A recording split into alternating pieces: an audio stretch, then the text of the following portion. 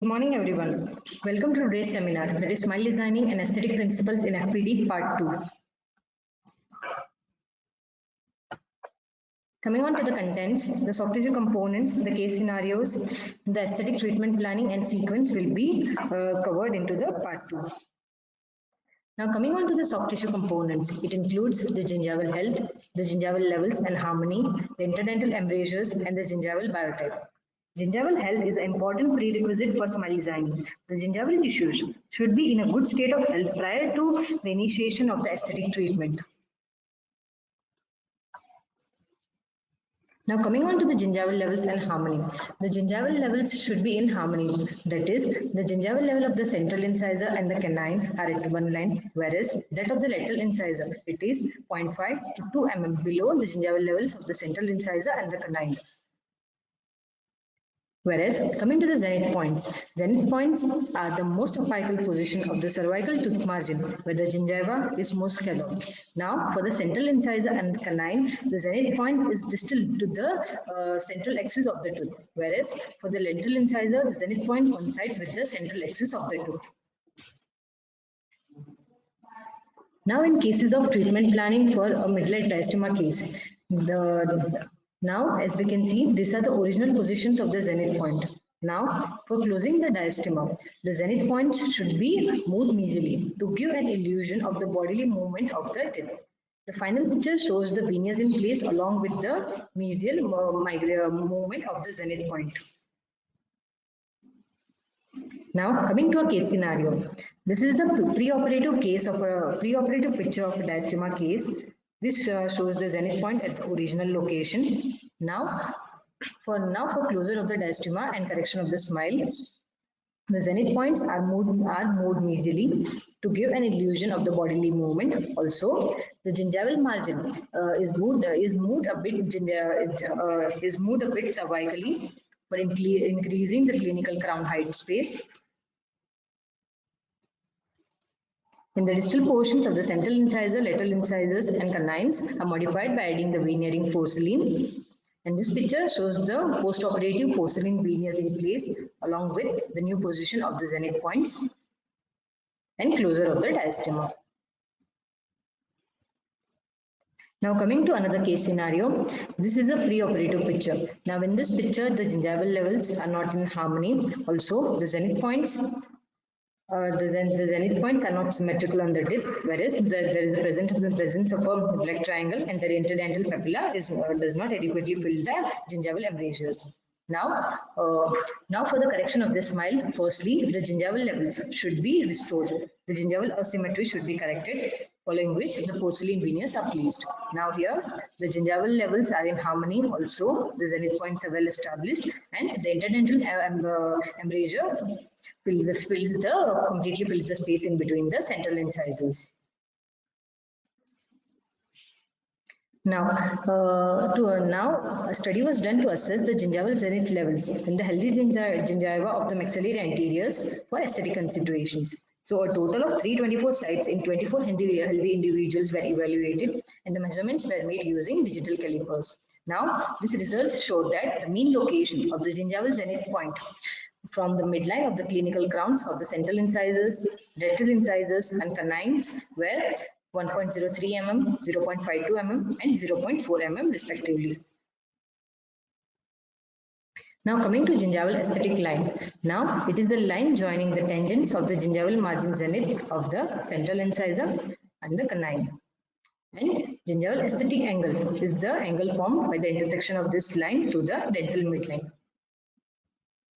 Now the gingival aesthetic line angle is broadly classified into 4 classes, wherein the class 1 is when the gingival aesthetic angle is 45 to 90 degree and the lateral incisor is below the gingival aesthetic line. Whereas in class 2, the gingival aesthetic angle is 45 to 90 degree and the lateral incisor is 1 to 2 mm above the gingival aesthetic line. Whereas in class 3, the gingival aesthetic angle is around 90 degree and all the central incisor, lateral incisor and canine are below the gingival aesthetic line. Whereas for the class 4, the gingival contour cannot be assessed. Now coming on to the tissue biotype. For a thin tissue biotype, the tissues are delicate and friable, whereas for a thick tissue biotype, the tissues are thick and fibrotic. The gingival thickness in cases of a thin tissue biotype is less than 1.5 mm, whereas in cases of a thick tissue biotype, it is greater than 2 mm. In a thin tissue biotype, the soft tissues are scalloped, and the fenestration and digestions are usually common, whereas for a thick tissue biotype, the soft tissues are flat and there is presence of thick bony plates. The thin tissue biotype reacts readily to insults with gingival dissection, whereas the thick tissue biotype is relatively resistant to gingival dissection. Now, the tissue biotype are important, are an important prerequisite when we are doing the gingival retraction or in placement of the margins. Now, how do we assess the tissue biotype? Tissue biotype can be assessed clinically by placing the periodontal probe in the mid-buccal sulcus of the central incisor. Now, if the probe is visible, it indicates that the tissue biotype is thin. Now, and if the probe is not visible, it indicates that the tissue biotype is thick.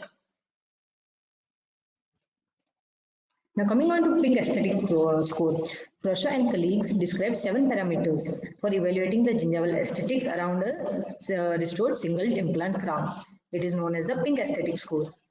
Now each variable in it is graded from 0 to 2. The 7 variables that are assessed are firstly the mesial papilla, second the distal papilla, third the soft tissue contour, fourth the soft tissue level, fifth the alveolar process, sixth the soft tissue color, and seventh the soft tissue texture.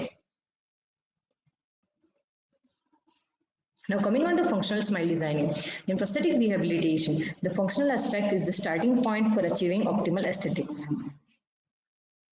Coming on to anterior guidance. Anterior guidance is the influence of the contacting surface of maxillary and mandibular teeth on the mandibular movements.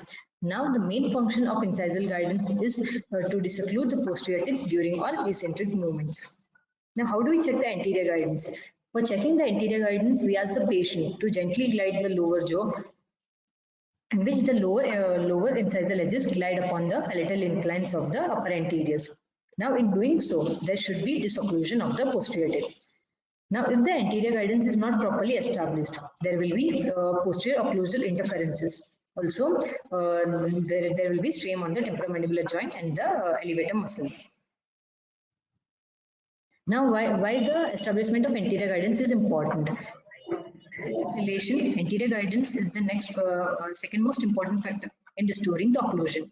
Any instability of the anterior guidance, as I said, can cause posterior occlusal interferences leading to unstable premature contacts and also eventually leading to an imbalance in the neuromuscular function. Coming on to the overjet and overbite. Now, why establishment of this is important is in cases of overjet, that is the horizontal overlap of the teeth. Now, if it is reduced, there will be problems with the functional phonetic relationship. That is, the letters like sir, the, and ter, it will be difficult to pronounce. Now, if the overjet is excessive, there will be lack of the tooth contact. So, it will prevent proper anterior guidance. In cases of an overbite, that is the vertical overlap. Now, if the overbite is less, it prevents the disocclusion of the posterior teeth, leading to posterior occlusal interferences. In cases when the overbite is more, it increases the intensity of forces on the anterior teeth. Now coming on to the aesthetic treatment planning and sequencing, that the ideal aesthetic treatment plan should be minimally invasive. It should preserve as much of the natural structures as possible, along with restoring the ideal form and function of the teeth and tissues, should enhance the aesthetics and maintain the stability of the patient's dental arch. Also, it should be sequential. The patient should be explained about the treatment procedures using the mock-ups, and the phase-wise distribution of the treatment procedure cost along with the maintenance should be explained to the patient. Now, firstly, coming to the patient history, a detailed medical and dental history of the patient should be taken. The medical history of any systemic disease that can interfere with that aesthetic treatment planning or can affect the aesthetic outcome results in a long run. That is, if there is any continual periodontal breakdown due to any systemic disease, it should be noted. The patient's history of any cardiovascular disease, renal disease, hepatic disease, if the patient is on anticoagulants or bisphosphonates, or if the patient is on treatment for osteoporosis and osteopenia, it should be noted. Also, a detailed dental history of the patient should be taken. Also, the patient is made to fill a self-smile analysis form.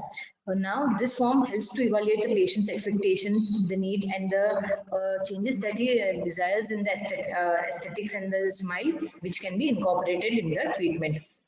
Also, the personal and the social history of the patient should be taken detailed. Now, coming on to the sequencing. The treatment plan should address the total expense, the sequencing, the follow-up periods required, and maintenance. The patient is made to fill a smile analysis form, which contains the patient's desire for the smile, if any changes he desires in the smile line or the exposure of the teeth or gingival levels, it is noted. Now, following this, we do a facial analysis. For the facial analysis, we consider three things. That is the horizontal reference lines, the facial midline in relationship to the dental midline, the curvature of the upper and lower lip, the amount of tooth exposure. In the profile view, we evaluate the rickets E-plane, nasolabial angle, and the profile shape. Whereas coming to the dentofacial analysis, we do analysis of the upper smile line, the phonetic relationship of the teeth to the lower lip, the midline location, the amount of the display of the teeth during full smiling, also the midline. Coming on to the dental analysis, we document the starting state of the patient's teeth. The width to height ratio of the central incisor is noted. Now this helps in calculating the relative proportion of the central of the lateral incisor and the canine. Also, complete occlusal analysis in the maximum intercuspation, protrusive, left working, and the right working position is done. Any occlusal interferences, if present, are noted, which should be corrected in the final rehabilitation. Coming on to the microaesthetic elements, the position of the incisal edge, the gingival levels, the harmony, the zenith point, the gingival zenith points, the axial inclination of the teeth, the the incisal embrasures, the interdental contact points and contact area, as well as the texture of the teeth and the contour are noted. Now for the final case presentation, the changes what we have thought, this needs to be incorporated in the mock-up. Now there are three ways of doing so. Firstly, by taking by making the diagnostic impressions and the phase word transfer, the changes in the form, contour, texture, length of the teeth, it can be incorporated in the diagnostic mock-up that is done on a semi-adjustable articulator. Second way of doing the changes are using a computer imaging, in which the smile can be designed using a software, and the final changes can be visualized to the patient. Also, this can be transferred intraorally using soft colored wax or bisacrylic composite for the patient to visualize the change in the contour, length of the teeth before proceeding with the final treatment. Now coming on to the aesthetic treatment options. The aesthetic treatment options are cosmetic contouring, bleaching of the discolored teeth, the composite resin bonding to change the contour of the teeth, the shape, the color, as well as the form. The East porcelain restorations that includes the inlays, onlays, veneers for the correct alignment, also for the treatment of discolored teeth, atresion, and erosion. The treatment plans can also include the crown restoration, the periodontal therapy for treating the gingival asymmetries, if any, and orthodontic and surgical interventions. Now coming to another case scenario of a patient with a low smile line. Now in the first picture, we can see a patient with a low smile line with relatively short teeth. Now in this case, it is not possible to see the teeth when the lips are at rest or when the patient is half smiling. Now in these cases, to increase the incisal display, it is required to increase the clinical height of the crown if the occlusion and the crown root ratio of the patient permits. Now this is a clinical picture which shows the short length of the maxillary anteriors. After which the changes were done on a diagnostic mock-up and it was transferred intraorally to fabricate the aesthetic pre-evaluative temporaries. In the later slide, we'll see how to fabricate the aesthetic pre-evaluative temporaries. Now, after the patient is adjusted to the length, form and contour, the preparation is done over the pre-evaluative temporaries, and this picture shows the final laminate veneers in place. This picture shows the amount of the incisal display when the patient is at when the lips are at rest or during half smiling, and the lip support of the patient is proper. Now, this shows the pre-operative as well as the post-operative picture of the patient's smile, and the lengthening of the teeth has led to a very positive impact on the face. Now, we'll see this designing sequence one by one. Now, once the patient walks in, firstly we do the facial analysis. We do it in two planes, that is the frontal and the sagittal plane. In the frontal plane we compare the facial midline to the dental midline. Now for the facial midline, the philtrum of the lip, it should coincide with the interdental papilla.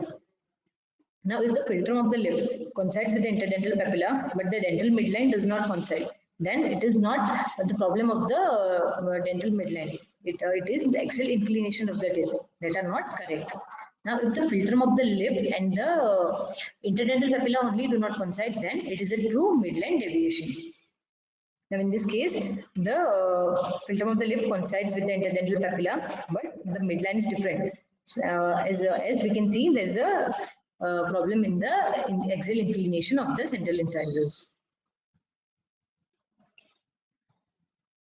Also, in the frontal plane, we evaluate the occlusal plane and the gingival level in relation to the interpupillary line. It should be parallel, and a full facial analysis is done to assess the symmetry.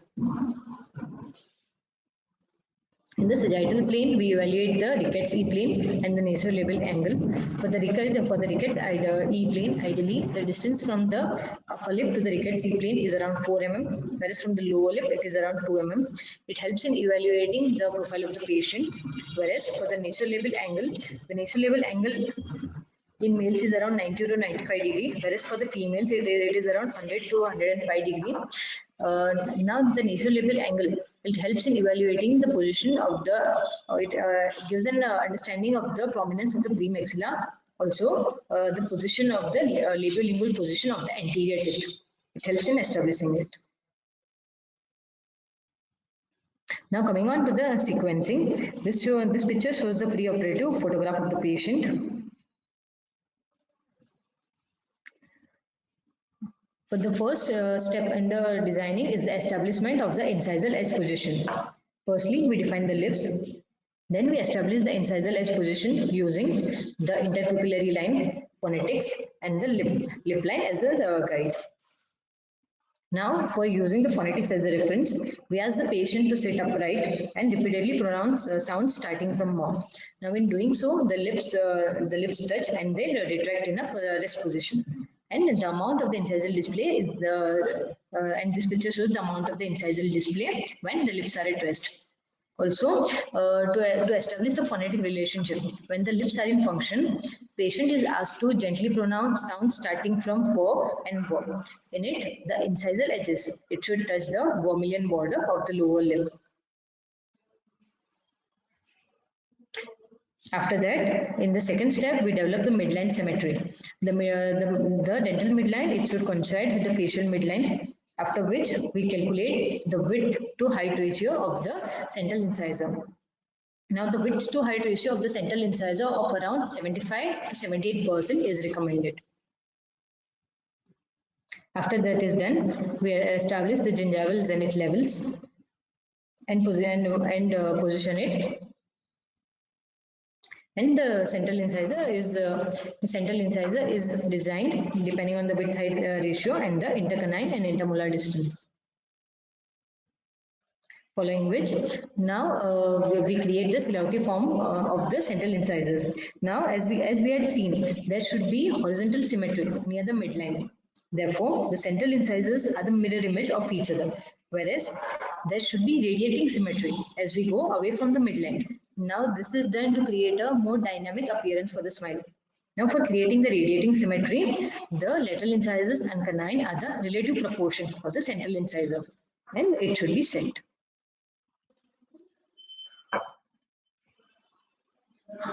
Then in the step 6, we extend the smile into the corners. The axial inclination of the teeth is set. The teeth should have a little medial inclination. After which, we eliminate the dark corridors of the smile by giving attention to the parallelism and also the medial axial inclination. After this is done, the final characterization of the shape and texture of the individual teeth is done. The incisal embrasures, the contact point, the contact area, and the texture of the teeth, they are all well defined. So, by following this systematic approach, designing a smile becomes predictable and easy. As we can see in this picture, all the features of the patient's smile are coming together to complement the patient's face. Coming on to digital smile designing. Digital smile designing offers several advantages like accurate aesthetic analysis. Also, it increases the communication with the patient as well as the laboratory, providing feedback at each phase of the treatment. Also, it leads to increased patient understanding and effective treatment planning. The various softwares for digital smile designing are Keynote, Exocad 3D, Smile Designer Pro, Romexis Smile Design, and 3Shape New Smile Design software are among the few.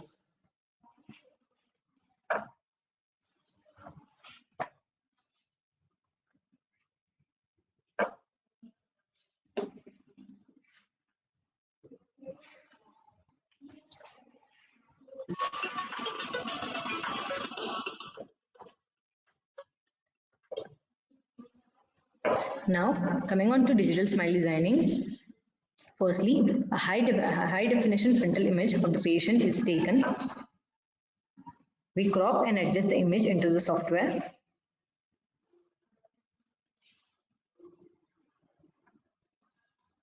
After which, we calibrate the image. Firstly, we measure the width to height ratio of the central incisor. Now, as we can see in this step, the vertical height of the anteriors are lost. Also, the contact areas, the contact points, they are not well defined. So, to begin with, we modify the teeth, restore the vertical height.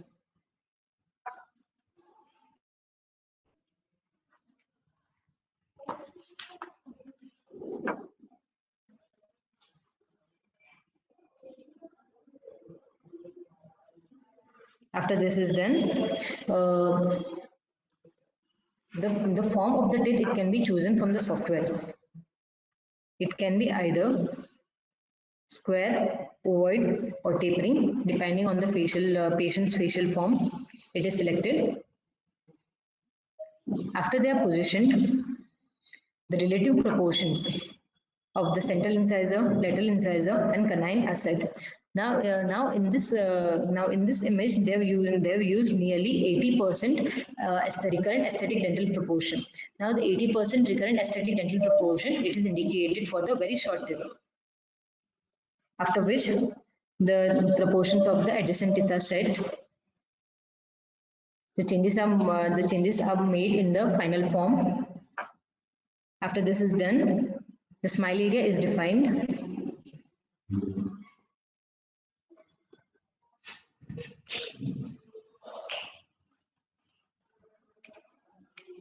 And we can reposition that defined smile area onto the patient's face to demonstrate the patient the original smile line of the patient as well as the changes that are incorporated.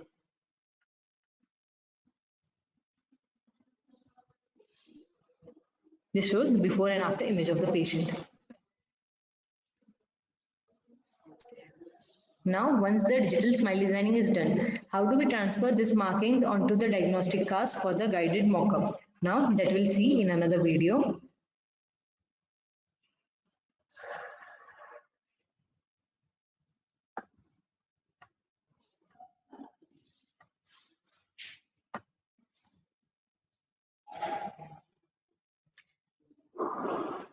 This is a case of generalized spacing.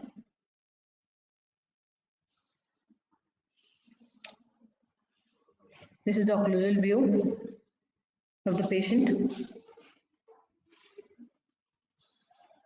The midline of the patient in relation to the dental midline in relation to the facial midline is noted.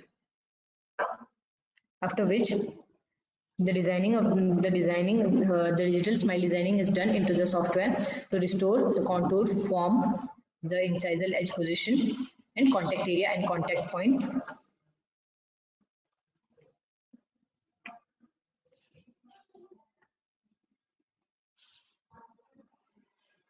Now, after this is done, we make measurements using the digital ruler.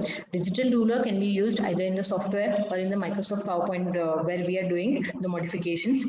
In it, the amount of the lengthening of each crown, that is for the central incisor, for the lateral, the canine, it is each digital measurements are noted. The exact positions of the teeth are calibrated. The amount of closure, all the measurements are made using the digital ruler. Now these measurements are transferred onto the diagnostic cast for doing the diagnostic mock-up.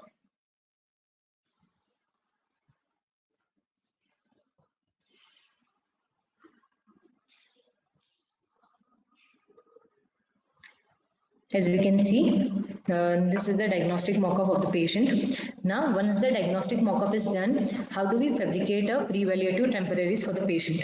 Now, the pre-evaluative temporaries will be helpful for the patient to evaluate the change in the length of the tooth, the contour.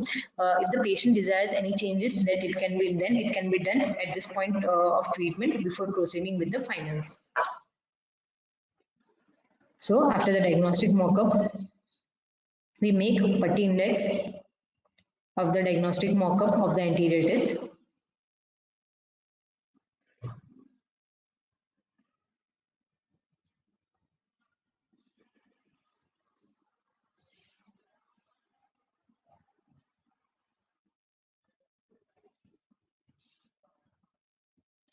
Once this is done, we remove excess from the gingival margins.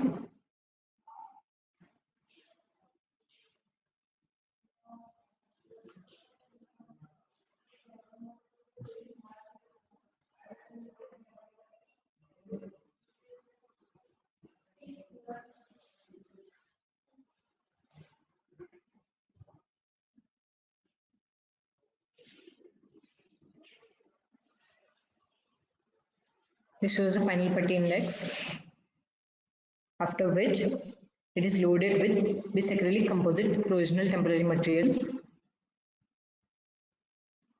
and it is placed in the patient's mouth. Any excess that extrudes from the gingival area, it is removed.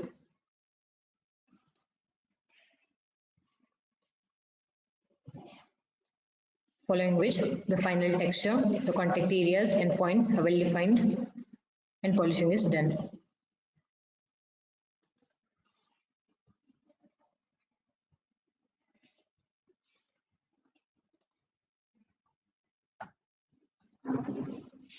This shows the pre-aesthetic temporaries in place for the patient's evaluation.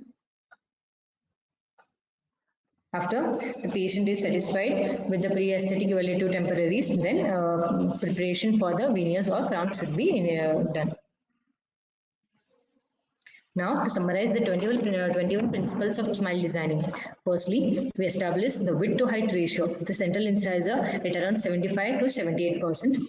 That it should have a gradual mesial inclination. Also, the midline, the dental midline placement should coincide with the facial midline and it should be perpendicular to the horizontal reference lines. The color shade of the teeth should be kept in harmony. Then the incisal exposure of the smile at rest, it should be established. The gingival levels should be in harmony. The gingival aesthetic line of the patient is set. There should not be any diastema or generalized patient spacing present following the treatment. The incisal exposure during function is evaluated. The gingival zenith levels should be in harmony and should be centered over the lateral incisor, whereas for the central and canine, it is distal to the long axis. The smile line should follow the curvature of the lower lip. The horizontal reference plane should be parallel to the incisal plane as well as the gingival levels. The health of the gingival tissue is important and it should be maintained. The contact areas and the contact points should be well defined. Coming to the 15th requisite, there should not be any malalignment or the crowding of the teeth. Whereas the incisal embrasures, it should follow a gradual increase in size as we move away from the midline. And the relative proportion of the teeth should be set in relation to the central incisors. There should not be any black triangles. The vertical dimension is established and the old restorations should be eliminated. So to conclude, a holistic approach to dentistry will not only change the patient's smile but also truly recover it. A well-designed smile is a product of consolidated efforts that are accomplished by the accurate diagnosis, treatment planning, and use of advanced materials and techniques that are rendered by the skilled dentist. These are the references. Thank you.